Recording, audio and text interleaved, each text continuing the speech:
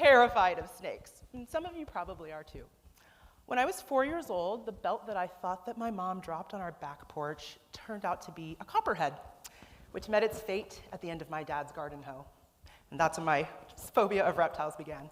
And inside the house where it was safe, I played a lot of Where in the World is Carmen Sandiego. Just seeing the world through the eyes of an international woman of mystery planted a seed of curiosity in me, and that developed into a travel journalism career that's taken me all over the world.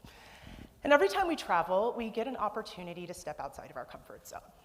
And I have come face to beady-eyed face with more reptiles than 4-year-old me would have ever nightmared of. So, I don't know, it's just really weird. Like, I just can't stand the way that they move. Like, they're really fast, and snakes don't have limbs, and they kind of move to the side, and like, it's honestly just really weird. But it's actually also science.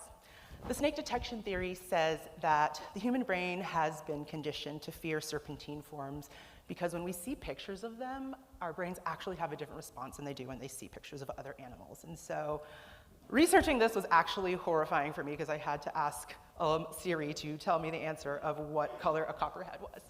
And so on my first research trip to the Galapagos Islands, I encountered 4 of the endemic iguana species there, and I actually learned that iguanas are pretty chill. And that made it super easy when I had to go on a hike and crawl over literally hundreds of them piled on top of each other. And it's actually pretty hilarious when a marine iguana spits water out of its snout. Like, it's really hard to fear a creature when you catch it shooting snot rockets. And you don't actually even have to really encounter a real reptile to have a fear response to it, as I discovered during a snorkeling trip in the Brazilian Pantanal.